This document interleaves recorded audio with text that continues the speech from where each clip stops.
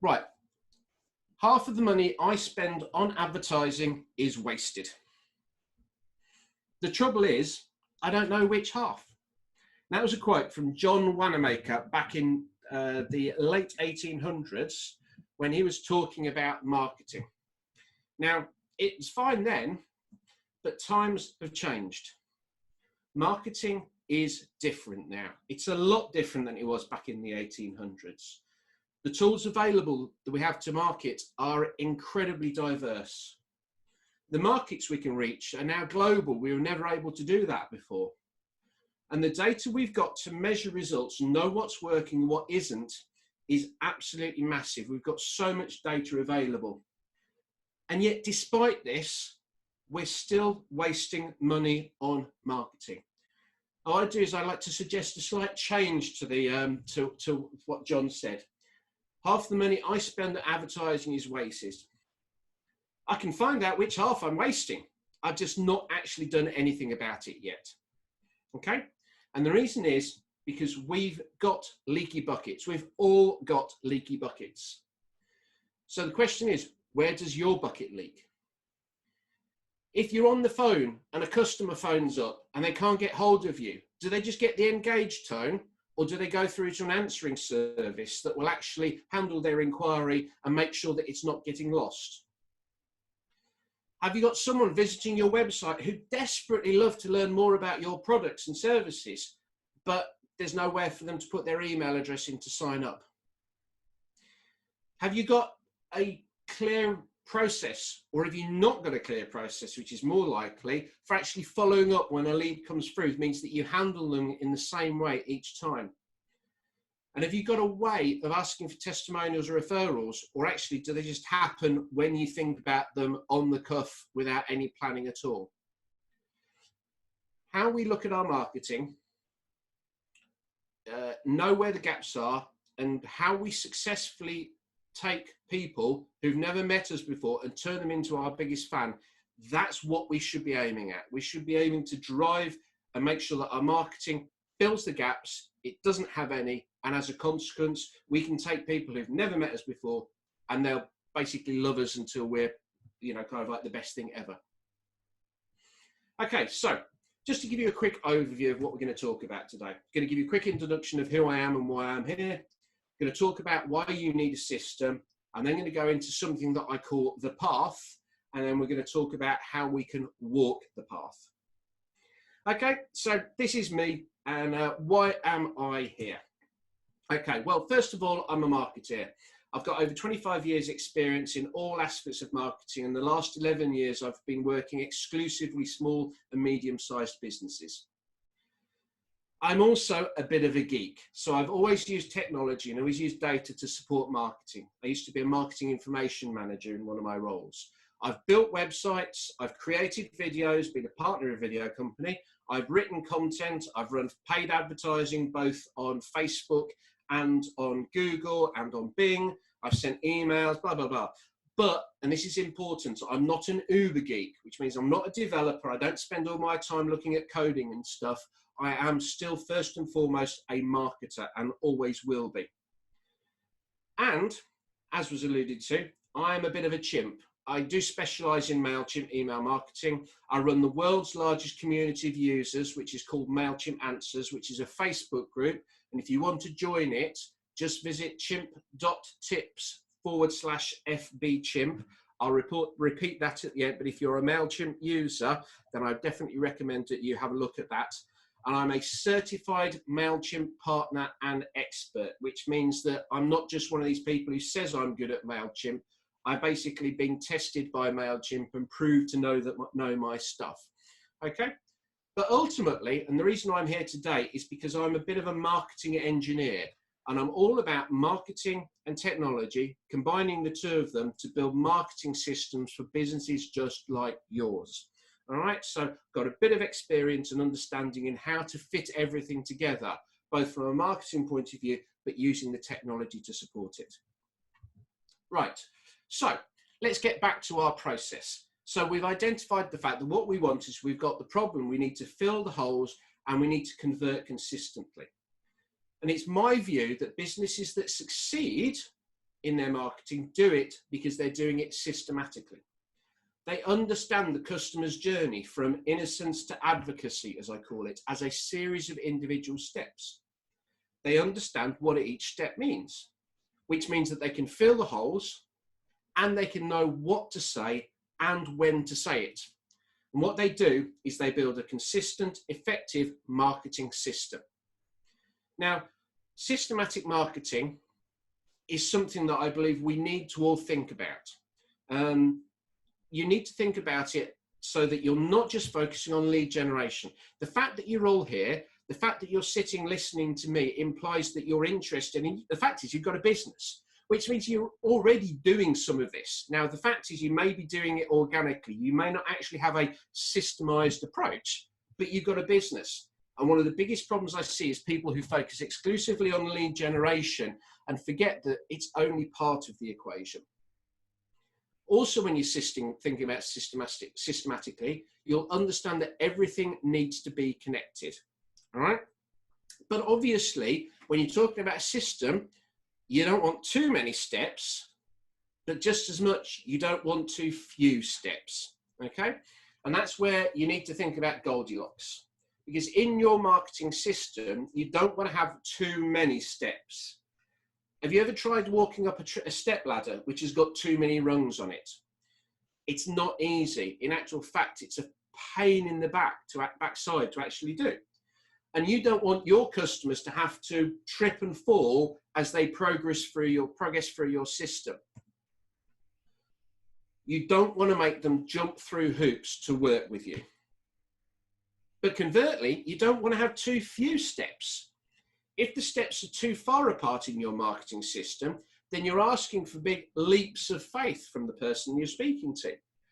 Steps are important in pacing a customer. And ideally, you don't want people to be a step jumper. And what I want you to do is I want to introduce a concept that I came across from another marketing person a few years ago, which I felt really, really kind of like useful. And that was something called the 12 Steps of Intimacy, which is basically written, is a book of intimate behavior, which is basically written by Desmond Morris, a human behaviorist. Some of you may remember him from some BBC programs in the 70s and 80s. And what he did was he looked at how we as humans build relationships and become intimate with each other. Okay? And what he did was he identified 12 individual steps on the journey. So the first one was eye to body. So if you think of building a relationship with your significant other, you basically, first time you noticed them, you saw them, as it were. Then you possibly had eye contact as the next step. Then you actually went and had a conversation with them. Then maybe you shook hands or certainly held their hand. And then hand went to body. And those are the first 5. And I think you can all understand where things actually end up. Wink, wink, nudge, nudge. But the idea, and what he found, was that relationships that succeeded, it didn't matter how quickly they progressed through each of those steps, but it was a question of whether people jumped those steps, all right? And the reason I want you to think about this, because this is like in your marketing, you want to make sure that you're not jumping too many steps, all right? Because if you're not careful, this is what you turn into. Okay, so you don't want to be the person who adds someone to their email list before they've asked whether they wanted to be added. You don't want to be the type of person that sends a sales email before they've had any other type of email, because you're jumping steps. You're assuming that someone wants to buy. They've only just got in touch. You don't want to be the person, I've seen this all the time, who goes to networking, you meet them at networking, and before you've even opened your mouth, they're going, oh, buy this, and this is who I am, and come and buy my stuff, as it were. It's like, hang on a minute, I've literally just met you. Yeah? You don't want to ask someone for a referral before they've actually had a chance to even try your product. Yeah? And you don't want to be the type of person that asks for a meeting before they know anything about you. So you don't want to be a step jumper. All right?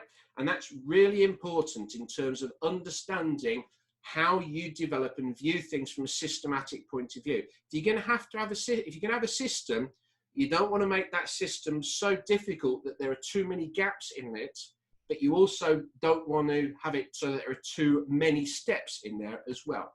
Okay, so that's where, if you take that, what I've done is I've basically built up something that I call the path, which is a model to understand how you develop a system, taking people from I didn't even know you existed, or innocence as it were, to I love you and advocacy.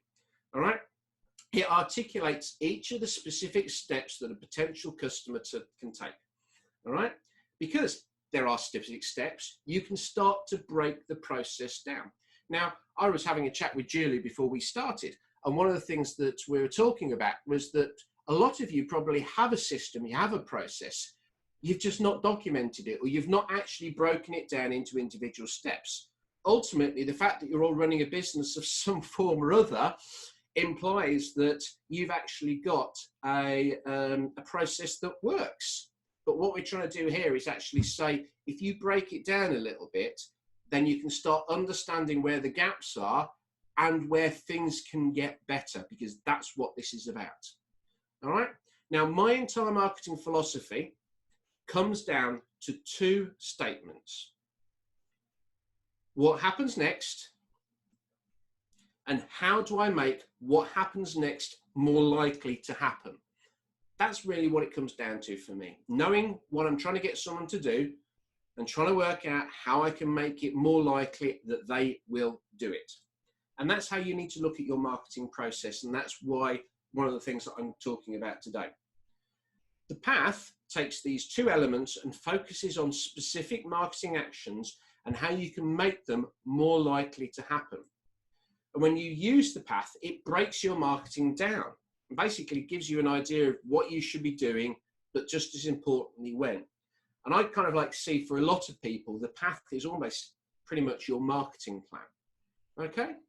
Now, the one thing you need to do before I dive in and show you the path and how it breaks into individual steps is remember that every path is different. You're going to have a lot of different types of people out there. So a path that you develop is basically one particular type of customer, or a customer avatar, as I call it. Marketing, as far as I'm concerned, works best when it's focused on a specific person.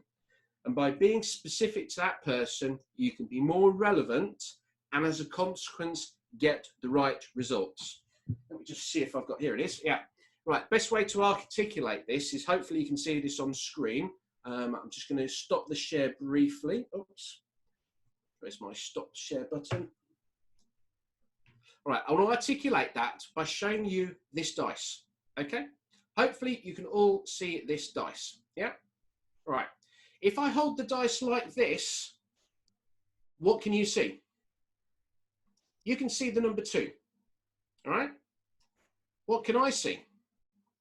I can see the number 5, all right? This is your product, all right? If you continuously look at your product just from your point of view, all you'll see is one side of the dice. Your customer is looking at it from a completely different point of view. Your customer's looking at it and seeing the number 2. So if I'm sitting here talking about, oh, look at this dice, it's got a fantastic number 5 on, you're going, well, hang on a minute, Robin. I can't see the number 5. I can only see the number 2. That's the equivalent, and we're talking obviously about wine, wine, you're on the wine market at the moment, but it's the equivalent of you going on about, oh, this wine, it's great. Look at, look at the flavor. All right. And it may be the person you're speaking to doesn't give a monkeys about the flavor. That's not where they're coming from. Or it could be the color, it could be the history, or a whole variety of things, which is why whenever you're looking at your marketing, you need to focus on it from your customer's point of view. And when you're looking at developing your customer path, and understanding what journey someone is going to take, from the innocence all the way through for advocacy, you need to remember that you need to do it from their point of view, not from yours. If all you're doing is talking about your product, so you see the number 5, you're ignoring the people looking at that way at the 3, that way at the 6, that way at the 1, that way at the 4, and obviously at the 2, because you're only doing it from one point of view. Okay, so you've got to remember that whenever you do your marketing and develop a customer path, it's down to a specific journey that you want someone to take. All right, so let's go back to my screen and just bounce back into it. Do that. Right. Okay, so every path is different. Really want to emphasize this. There we go. A path is specific to a customer avatar, just as I've said. Marketing works best when it's to a specific person. Specificity equals relevance equals results. If you're doing it from your point of view, it's not going to work. You need to think about the person you're speaking to. But the other thing you got to remember is a path is ideally specific to a product or a service you are actually selling. All right, that's really important because the journey for each of your products is going to be slightly different. If someone is buying a single bottle of wine, all right, their journey is going to be different from a case of wine. The person who wants to buy a case of wine is in a complete different mindset to the person who wants to buy a singular bottle of wine. And you need to remember this because if you don't, you can actually get a bit confused. Okay, so let's get on to the customer path and the actual steps that are on this. Okay, so I'm going to break this down. There are 9 steps to the journey that I've broken down. Now, again, I'm not saying this is right or wrong. This is my model, one that I've developed. There are other models out there, but this is the way I break it down. So first of all, you've got the innocent step. Now, the innocent doesn't even know your product was an option. Now, I would argue that in your case, no one is in the innocent step. Everyone understands that wine is something they can purchase. Okay, but they may not be aware of how they can purchase it or whether it's available in bulk packs or anything like that. So that's something you've got to be aware of. The next step is the naive stage. This is the stage where they understand that people can buy wine and they are buying wine. They just don't know that you exist. Okay. The next step is the aware step. So this is where they know you exist, but that's it. They don't know anything about you. The suspect is someone who not only knows you exist, but is actually learning about stuff. They're getting excited about what you're doing. And then a key step moving from suspect to prospect is when they move from someone who's reading your website, who's looking at your posts on social media, and then actually goes to the point of engaging with you. So they engage in a conversation. It could be they pick up the phone, it could be they fill out an email form on your website, but they move from someone that you to being a recognized individual. And that's where, in my view, they become a prospect. Obviously, once you then go from prospect, you then go up to lead. Now, a lead is someone who's not only kind of like in a conversation, but has absorbed lots of stuff that you've sold them, and they're really ready to go, yep, I'm into this. I want to actually make a purchase. And obviously, what you can then do is move them to the customer step, which is someone who has made a purchase. You've then got the VIP stage, all right? And that is basically for people who've made multiple purchases, kind of like consistent customers who are coming back. And then finally, this stage of advocacy. These are the people who think you're the best thing since sliced bread. They're going to be buying your products all the time. But not only that, they're going to be telling you how great you are and giving you testimonials. And they're going to be telling the world how great you are and actually getting people to go and visit you and buy your stuff, which is obviously where we want everyone to actually end up at. Okay? Now, a couple of things you need to realize as well. Occasionally, people will fall out. And I call these people zombies. Now, a zombie is someone who's actually made the point of getting in contact. So they have actually become a prospect, but because you stopped sending them emails or they decided they didn't want to purchase or whatever, they become a zombie. And the thing with zombies is you've got 2 choices. You can either kill them or cure them. Cure them gets back them into your process. Killing them means they're never going to buy from you. And to be quite frank, if they're not going to buy from you, then you might as well get rid of them because you don't want to be wasting time on them. Okay, so then you've got zombies. Now, the other thing as well is the brand marketing, all right? Now, obviously, I'm talking here about taking people on a journey and taking them through that customer path from they didn't know you all the way to the end of advocacy. Now, there are going to be times when you're going to do marketing activity, which, to be blunt, doesn't actually have a point, all right? It's not designed to move people forward. And that's where brand marketing is. So when you're talking there about, for example, a great example of brand marketing is when you actually get involved with a local charity, all right? You're doing it, obviously you're doing it from a, kind of like a social conscience point of view, but you're also doing it so that people know that this is something that matters to you and that you care for the local community. Ultimately, though, it's not actually getting people to move a step down the journey, and that's the reason why it becomes a separate section. It's basically marketing that is there to raise awareness and to raise visibility of the brand, but it's not actually moving people along the customer path. So you always need to remember that. Okay? Okay. So I hear you say, Robin, that's great. I've picked up lots of bits and pieces there, but you know what? I actually want an example. I kind of like actually want something that I can use. And you know what? Yes, I have. Because what I've got is I've got a customer path worksheet, which takes those 9 steps and basically puts them into a worksheet that at the end of the session, you'll be able to request, download, and complete yourself. So if you're sitting there going, yeah, I kind of like the process at the moment, I think it's pretty good. What you can do now is you can use this worksheet to actually write down your customer paths, write down the individual steps, and see where the gaps are. All right, so let's go through our individual 9 steps, Innocent all the way through to VIP and Advocate. So let's start off and break it down into a number of specific sections. Okay, so we're going to talk about the state of mind at a particular point. What's next? What are we trying to make easy, and what tools have we got available? Now, hopefully, as this chart starts to build, you'll get a real good understanding of how your marketing actually fits together. Because to be blunt, apart from brand marketing, everything that you do should fit on this chart. Okay, so when you're at Innocent, their state of mind is, I don't know what I don't know. They don't even know you exist. So obviously, you want to know, do you want to tell them that what you do is something that they can actually take part of? You need to make it easy for them to know that a solution exists. And this is where you're going to use things like PR, social media, live events. All right? You're not using your website at this point because they're not looking. And the reason they're not looking is because they didn't know it was an option. Now, like I said previously, this is probably not something that many of your customers are actually in. They're probably, to start off with, at the naive step. And this is where you're going to start looking at the marketing activity that you can do. So when they're at the naive stage, they're basically going, well, I knew that I could buy wine, but I don't know you. So these are people who are in the market to buy wine, but don't actually know that they could get it from you. So obviously your what's next is you want to let them know you exist. You want to make it easy for them to find you. What tools you can use? Well, I always break this down into 2 areas. I break my marketing down to what I call active marketing and reactive marketing. Active marketing is things where you're actually putting, you're actually kind of like driving people to you. All right.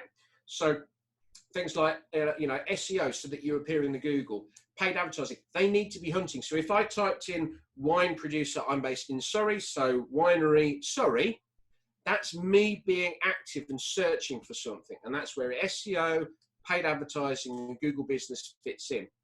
However, reactive marketing is basically me just making noise, as it were, and people reacting to that. So, kind of like social media or live events, those are the types of things that are going to make people aware. And remember, the goal at this step is to let them know that you exist. That's what we're trying to achieve. Okay? So, let's assume they now know that you exist.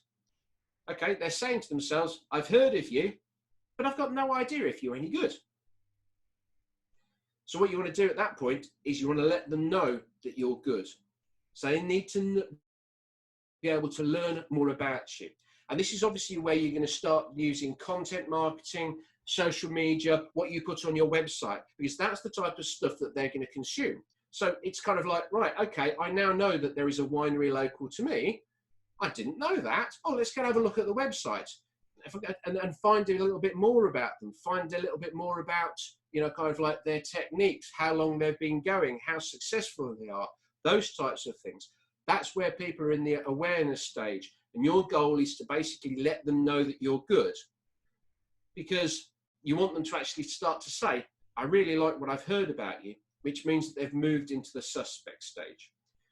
And obviously what you want at the suspect stage is you actually want to get them to move from being someone who is a kind of like a tracking number in your Google Analytics to actually being a real person. Okay? So your suspect needs to have a conversation. All right? They want to have a conversation with you. So you've got to make it easy to have a conversation. Okay? You've got to have a conversation with them. And how are you going to do it? How are you going to make it easy? Well, you're going to have sign-up forms. You're going to have phone numbers, contact us pages, potential live chats, pop-ups. I know you're probably sitting there going, I hate pop-ups, but pop-ups really, really work. Okay? So that's the reason why you need to kind of like have this stage, because once you've got them taking a contact and actually having a conversation with you, well, they've become a prospect. They've become a real person. And your job then is to get them excited. They want to be, you know, you've got to make it easy for them to get excited about what you do. So this is where you can start having conversations with them. You can start sending them direct mail. You can do webinars to some extent, a bit like this one. And obviously email marketing is a big part of that, okay? But obviously you can't use email marketing until they've given you their email address. So you can't think of email marketing down here at suspect or aware because you don't know who they are. So you can only use email marketing at the prospect level because they've given you permission to actually speak to people. Once you've done that, you're going to get them excited. You're going to get them into you. And they're going to be saying to themselves, I'm really into what you've got to say, which is great. So let's get them to actually buy stuff, which means that you need to make it easy for someone to purchase. How do you do that? Well, you ring them up. You may give them an offer. There may be a discount. And certainly now, if you're moving, as the challenge we've got at the moment, where necessarily the restaurant market and the you know, that part of the marketplace is suddenly very, very limited and very challenging, then people are going to be looking to making purchases online. So how can you make it easy for someone to purchase online? Have you got a checkout page? Have you got an e-commerce solution? Have you got the ability for someone to go through online chat? And if not, have you at least got the fact that they can pick up the phone and someone will be there to be able to take an order, take their credit card details and actually get that out? How are you making it easy for them to do it? Because when they're at the lead state, that's what you want to do. Make it easy for them to buy. Okay. And obviously, where do I sign? So once you've got them to buy, well, you want to get them to buy more. That's what this is all about. So you can look at loyalty schemes. You can look at things like upsells or cross-sells. So different types of packages. You can get bulk purchases, things like that. But again, the whole idea is to make it easy for them to do it. The easier, I've got this mantra, it's a mantra for life for me. The easier you make it for something to happen, the more likely it will. The easier you make it for something to happen, the more likely it will. And if you just keep that mantra, the easier you make it for someone to buy something, the more likely they'll buy. The easier you make it for them to buy more than one thing, the more likely they will buy more than one thing. Okay? So obviously once you've got them to buy more than one thing, you want them to preach, you want them to tell the world. So you've got to make it easy for them to tell the world. And how do you do that? Well, you ask them for reviews, you ask them for testimonials. You may have a referral program or an affiliate program whereby if you say to them, if they bring someone into your, into your wine, if you can introduce someone new and they buy a package of 12 bottles, you'll get a bottle for free. So what are you doing from that point of view for those people who love you already to spread the word and get that out to other people? Because that's what an advocate does. They tell everyone about you. And if they're at there, then your goal is really to keep them at that level, because that's as good as it gets. Those are the people that absolutely love you. You want to make sure that they continue to feel that you are the best thing ever. And that's where customer service really, really comes to the front. That's really where you need to focus on building your customer service and building relationships, because these people are, I wouldn't say few and far between, but they're not common. So treat them special when they are special. Have you picked up the phone and spoken to the individuals who are buying the most of your wine and actually said to them, I love the fact that you're buying most of our wine. Hopefully you're drinking it, but hopefully you're sharing it with other people. Do you want to actually be able to give them some details where they can get a discount code, and if people use that discount code, you'll get an extra bottle yourself? That's the type of thing that you want to be doing at that level. And that's what this kind of like customer path worksheet allows you to do. It allows you to understand the different marketing activities that you need to do and see where they fit into a specific customer journey. Okay, that's what this is about. And what I've actually done is I've done a slight amendment, and I basically created this worksheet, which also includes information so you can basically identify what you're going to do with regards to the zombies that you've got, but also look at what you're going to do from a brand marketing point of view. And it also allows you to specify the particular avatar that you're doing this journey for, which obviously is the first step, because you need to complete these two things, because the journey that they're going through from Innocence all the way through to Advocacy is going to be individual to the avatar and individual to the type of products that you're selling. So you need to kind of like pick those bits and pieces there. And if you want to get hold of this, I've basically pulled together a quick download that you can get. So if you visit chimp.tips/path worksheet, and I will basically now, because I'm going to put this into the chat. So I'm just going to type this in so you can just click. There's a little landing page that will actually tell you a little bit about this worksheet. You can request it. You will then be added to my email list, and if you want to, you can unsubscribe straight away. It doesn't matter to me. I want to make sure that you're getting some value. Okay, so I'm just going to click that there. So basically, if you visit that link, I've just sent that link just to Julia and haven't actually sent it to everyone. So I'm now going to copy and paste that in to everyone, send to all panelists and attendees. There we go. So if you follow that link, you'll be able to get this worksheet, you'll be able to download it, print it out, and to start going through the journey of looking at your marketing systematically. That's what this is about. It's about understanding systematically how you're going to break down your marketing communication into each of these areas. Okay? So, visit that. So, that basically is what I wanted to talk about today. And just to wrap it up, remember that quote I started off with? Half the money I spend on advertising is wasted. I can find out which half it is, but I've now got plans in place to make it better. And that's what your goal should be. Okay? It's all understanding how you can actually take people on a customer journey, but make sure that your marketing is joined up, that there are no gaps, there are no holes in there. Okay? So what I'll do now is I will finish this up. I will now I've stopped the share.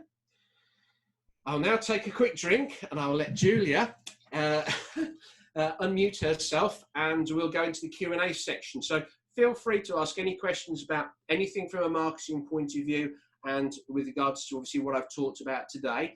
And in terms of, obviously Julia is aware of the webinars and the other things that are coming up. So if you've got questions of bits and pieces, then we can obviously cover that. Julia will be able to chip in. Robin, that's great. Thank you so much. I'll give you a couple of moments just to refresh yourself, to have a bit of water, or maybe there's wine in there, you never know. That's fantastic. Thank you.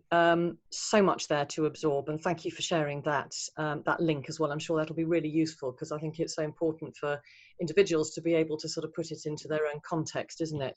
Yeah. We were saying a little bit earlier, and actually I read in an article just a bit earlier today, actually, is that so many people are actually doing the right thing already. They just don't realise they're doing it. But articulating what those different processes are, I'm sure, is a huge step forward and a great help for people as well. So that's terrific. Now, you'll be pleased to hear that we've had a few questions. We've got actually 5 questions, in fact. Robin, are you ready to tackle some of them? No, far away. Actually, you've got them anyway. But actually, I think this one, which I think is really, really a really good one, isn't the first step to identify your market. No point in marketing to Innocence that are never going to buy from you. Yes, it is. And that's where kind of like what I said was, before I went into the actual customer path, what I said was that you need to be very clear of who you're selling to and what you're selling. Almost, I know it doesn't work, it doesn't actually work, but the idea is the customer path is connecting you and the customer. So you need to make sure that you know who the customer is. And that's why I talked about the dice, okay? I've started using that recently, and it's a really good way of saying, look, you need to look at things from your customer's point of view, not from your own, because your customer will see different things to you. And that's why you really, really need to understand what your customer avatar is. And then once you've got that, then you can apply the customer path. So unfortunately, timing wise, I've literally just started a 5-day customer avatar challenge. If people go to my website, which is chimpanswers.com, you'll see that I've got lots of stuff on customer avatars there. So they'll be able to learn more about that. And like I said, I've just launched it on Sunday, unfortunately, and that means that I'm in the middle of it at the moment. But certainly if customer avatar is something you want to develop, then ignore some of the emails that I send, which you're not interested in, but I'll basically be redoing my customer avatar challenge in probably a month and a half to 2 months' time, and then basically join that. And that's a stepped process to understand. And guess what? There's another worksheet, but the worksheet helps you actually break things down into the constituent parts and give you some understanding. So yeah, first it's who you're selling to. Secondly, it's what you're selling. It's thirdly, what is the path? Oh, that's brilliant. Actually, leading on from that, another good question is, how do you best identify prospective clients to commence their journey? Well, that's down to some extent, your own personal relationship and your understanding. So when people, the fact of the matter is that everyone who's on this call, they've got people they deal with already. They know who the best people are. And if they know who the best people are, that's the best place to start, because you can actually go, well, actually, you know what? This customer, so I know that, I've got this group of people who are buying this type of wine or this type of product. Well, let's map the path out for them. And then if that path works, then the lead generation activity that we're already doing to get people onto that path, we just need to step it up. The reason I came up with the path, sounds like I'm the first person who's thought about marketing systems. The reason that I like the idea of having a marketing system and having a model is because what it does is it means that you're plugging the holes in a leaky bucket. All right. And what that means is that instead of putting £100 into, say, Facebook adverts and getting 10, and then getting 10 leads from it, and then getting those people to go through the journey to the end to become customers. Well, if you've got a leaky bucket, spending £100 and you're getting those 10 contacts, as it were, you may only get one person buying. If you get rid of the leaky bucket, you spend £100 to get 10 contacts and 10 people buy, which therefore means if you theoretically you should get. Whoops. Hopefully this is only a brick. You've not got a leaky bucket. You can do it's filling the holes. It makes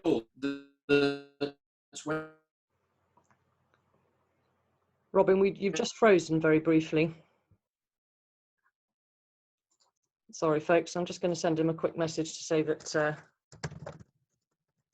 Thank you very much, by the way, everybody who've been sending in some questions.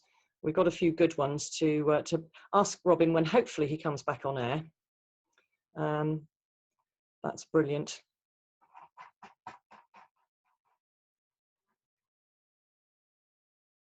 Potentially going to come back in. Sorry about that. Go on. Okie doke. Sorry about that. Was that me or you? You froze on me, but then I realised I got bombed out. That's not a problem. Okay, so excellent. Anyway, go for it. Okay, right. We've got lots of questions coming in. Yeah, I see them coming through. Yeah. Coming in thick and fast, aren't they? Actually, one question, which was the first one actually that was asked, would you recommend identifying 3 or 4 different types of customers for your business, age, social background, etc., who will probably have different paths? What would you say to that? I'd say yes, but the key thing is, first of all, making sure that you've got one. All right. The one thing I found is if you try and do too much too quickly, you get very confused. And what you'll find as well is it's kind of like almost, if you want a visual metaphor, it's like if your customer path is like a motorway, all right? And there's going to be one main pathway that a lot of people will go through. But occasionally some people will come off from the side. Some people will go onto an A road and then come back onto the motorway later. or some people will, disappear off and never come back, as it were. So what I would suggest is pick one, focus on developing that one customer path so that you're comfortable with the process and you've gone through the journey. And then once you've got that one, it's a lot easier to kind of like replicate it for another person and maybe change a few things in there and then do it for another one. So yes, certainly you could quite easily end up having 4 or 5 different variations of the path, but you can end up, but they're all going to have very similar themes going through, because obviously it's the same business. So start with one, do one, and once you've done that, identify 3 or 4 others and then build it up for those. Would you see, Robin, that actually, because they're going to be slightly different sectors, perhaps different types of customers, that you would be doing, obviously you'll be doing a slightly different approach. So that fantastic worksheet, for example, I can see is a really brilliant exercise to get you on the road. You do presumably a different exercise per customer type. Yeah, the one thing you want to do is you don't want to burden yourself. I can imagine some people sitting there at the moment thinking, Christ, do I have to do 27 different worksheets because I have 10 different products or whatever? What we're talking about here, the whole idea of it is that obviously you've only got one website. So, but someone who's going through, so for example, say, and I'm just picking this because I'm there around the corner from where I live. So Denby's is a wine vineyard in Surrey, literally just around the corner from me. All right. If I was, my process for them very simply would be, if I wanted wine, I know that they exist, so I'm already at the website, read a bit more, I maybe download some information, give them in my email address and see if they can send me some emails for offers or bits and pieces. Then I go to the website, I buy a product, then hopefully they'd kind of like come back and say, thanks for buying one, why don't you buy a load more? And then we move. Literally what I've just said is the customer path for me to go through to them. So we're not talking about nth amount of detail, because obviously if I'm going to Denby's website, there'll be certain pages that I look at which will be different to, say, my sister, who drinks than I do, and she's probably going to, sorry, that sounds really bad, doesn't it? But when I say a little bit more, I'm not a big wine drinker. She will have a glass of wine at the weekend or whatever, but she will actually go to the same web page, look at the same things that I do, but maybe have a slightly different path because she likes a little bit more than I do from that point of view. And that's why I'm saying it's not about kind of like, if you get too bogged down in the detail, you end up completing lots of worksheets and not actually not actually doing any marketing, which is obviously what it's about. Balance of theory and practice, exactly. Actually, exactly. Leading on from that, an interesting question. I was actually going to ask a similar one. Does the customer pathway differ for B2B than B2C? Because obviously quite a lot of the businesses do both. And I think that would be quite an interesting question to ask. I think the obvious answer to that is yes, it would, because they're different types of customers. I would consider, like I said, the example I just gave of me buying from Denby's, I am a consumer, so I'm going to their website and having a one-to-one relationship with them.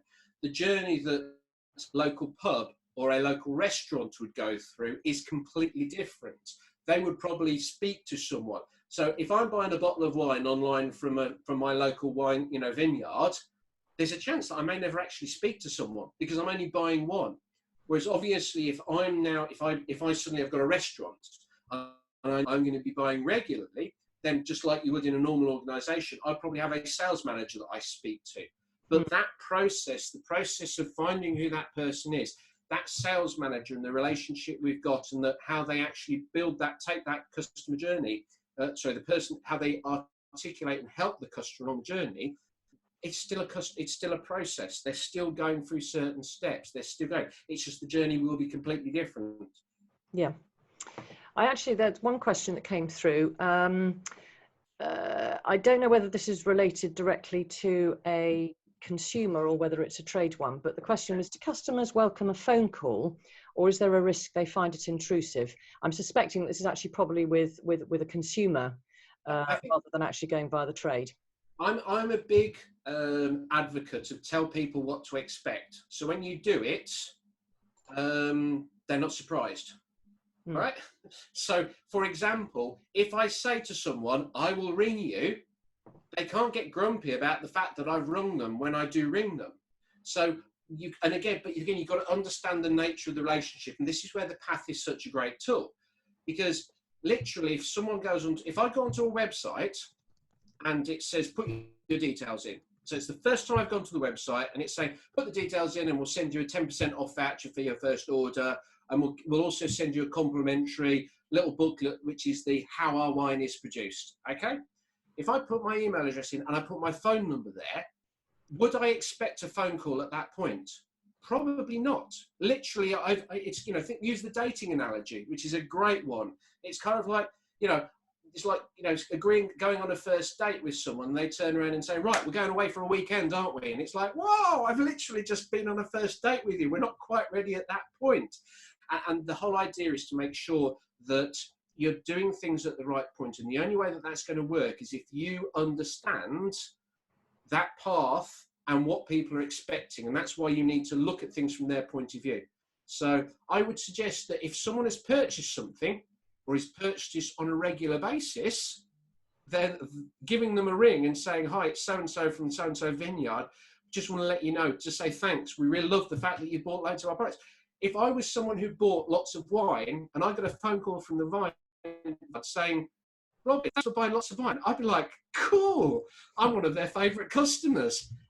That's where you've got to understand kind of like the relationship and at what stage it actually is. And that's where the customer path kind of like breaks that down a little bit. So if you've only just met someone, you're not going to ask them away for the weekend. You've been going out with them for a while.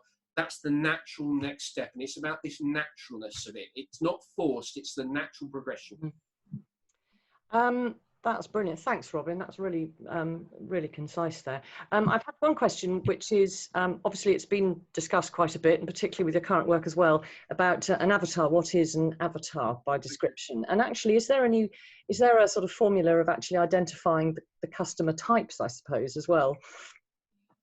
Yes, the way I break it, the way I simply explain what an avatar is you've got the world, all right? Now, the fact of the matter is, let's take wine, for example, all right? I'm a little vineyard in Surrey. Is the world going to buy my product? Well, some of the world is, but not all of it. And also, if the world came to me and said, Robin, I want to buy all your wine, I would be swamped, all right? So you then take the world and you break it down to what I call your potential market. Now, your potential market is people who could buy your books. So geographically, maybe in a certain catchment area, people who are drinking wine in that area. All right. But again, if every single person who drank wine in that area came to my front door, I would not be able to cope. All right. And to be quite frank, my marketing to communicate, to try and appeal to everyone would be so magnolia that no one would want to take action. So what I then do is I then break my potential market down into target markets. All right. And a target market is the type of person who I can identify, a group of people who will buy my product. So, for example, a target market for most vineyards would be local restaurants. Another one would be probably potential local publicans. Another one may be local cash and carries or whatever. And that's on the B2B side. On the B2C side, it's going to be general kind of like wine drinkers in the area. Maybe you've got light drinkers, you've got red drinkers, white wine drinkers, rosé, sparkling or whatever. So there's going to be different types of people. And what an avatar is a personification of a person who represents that target market. And the avatar is you turn it into almost a real person. So you give this avatar a name, you give them a backstory. This is something I talk about a lot in my customer avatar challenge. It is the more you know about this person, the more you can relate to them and the more your marketing is going to resonate with them. And that's the reason why the path is definitive to a type of person and a customer avatar. So basically an avatar is a personification of a target market that you want to communicate with. Brilliant, that's great. Actually, and bringing in another great word in the in this whole process, zombies. I love zombies. Had one question. How do you decide whether to kill or cure? Generally, it's funny. I actually did a course about a month ago with regards to specific zombies in MailChimp. So obviously, the idea is a zombie is someone who's you've got their emails. But if you're doing any form of email marketing, they're kind of like just not interested anymore. And the great thing about email marketing is you can understand people's engagement levels, how many emails they've opened, how long they've been on your list or anything like that. And generally what we do with zombies is, with a lot of zombies, you just ask them. And you say to them, I've not heard from you in a while. Are you still there? And you may even give them a reason to opt back in, saying, I've not heard from you a while, but if you're still there, I've got a 10% off voucher for you. So you give people the opportunity to kind of like almost self-cure themselves. And generally speaking, if they don't self-cure and you actually make a point of saying, look, we've not heard from you, here's a voucher if you want to be in. If you don't want to be in, then that's great. Click the unsubscribe button, and you obviously do it in a positive sense. You don't say bugger off and do whatever. You say, look, we'd rather you told us that you didn't want to communicate, because the last thing we want to do is send an email to someone who doesn't want it. And then once you've gone through that process, you're then going to be left of kind of like stubborn zombies, as it were. And to be quite frank, get rid of them. This is the thing. I see so many people who say, I've got an email list of 5,000 people. All right, how many people opened your last email? 500. So you've got 4,500 people on your email list that aren't opening your emails. Yeah, but they might buy. They're not opening your emails. Get them to open them or get rid of them, because those 4,500 people are impacting your deliverability. So the ability for your email to get in the inbox. And if you're using an email system like MailChimp, they're costing you money. So get rid of them. But I'm not just saying get rid of them straight away. Go through a process of identifying who they are and giving them ample opportunity to opt back into community. That makes sense. Sorry, I get very passionate about these things. No, that's fantastic. I could see that. Zombies are one of my soapbox things. I get on my little soapbox and I go on for it. Okay, we've only got a couple of minutes left, really. So, and we've still got a few more questions, actually, Robin. They're all coming in. I'll try and be lovely. Yeah, no problem. Actually, this is quite a good one, in fact, because there's obviously mention of, you know, recommending a friend, but in reality, how difficult is that to manage, and how does that relate to GDPR? Right, GDPR is something, because I'm involved in email marketing, I have a very good awareness of, and I won't sit here and talk too much about GDPR because it's not the time and the place. If you go to my website, you'll see, again, a few articles and bits and pieces talking about it. But in terms of referral programs, Frank, remember, GDPR is about personal information. So if someone phones me up and says, Robin, you're one of our favourite customers, we're going to give you an affiliate link, right? All I'm going to do is say to my best mate who drinks lots of wine, go and visit the website, put your details in and put this coupon code in, and you'll get an extra 20% off your bulk package, all right? I've not given the vineyard the details of my best friend, all right? I've given the best friend the opportunity to communicate with the vineyard, which means that GDPR is not an issue, all right? So you don't want to, you know, kind of like manage it from that point of view. You don't want, you don't want me to giving you a list of people that you can then contact as the vineyard. It needs to be the other way. But again, that's the whole joy of the whole idea of the customer path. You can almost, you can look at it from a macro point of view, but you can even drill it down into, well, how do you actually use the whole idea of what happens next for a referral program? Like I just said, everything is a process. Someone phones up, hey, Mr. Adams, you're our favourite customer. Tell all your friends, get them to visit your website to quote this code, da-da-da-da-da. I then give that code to people. They visit the website. Everyone's happy. And that is in that process, that's a really small process, but it's still a process. Oh, that's brilliant. Robin, thank you. I see we've pretty much run out of time. There are some other great questions, although I'm pleased to say to those that have actually posed those questions, one's about tasting room, what are the best social media platforms they should be using, and also an interesting one about having just opened the tasting room, set up the website, but obviously with social distancing, how can they change direction to online sales? I'm pleased to say that I think this is going to be covered in some future webinars as well. I would love for you to be able to answer those as well, Robin. So it really leaves me to say thank you so much. It's been so insightful. Lots to take on board. Don't forget, everybody, that we've actually recorded this session, so that's going to be posted up on the WineGB YouTube channel, and also we'll make it accessible from the website as well.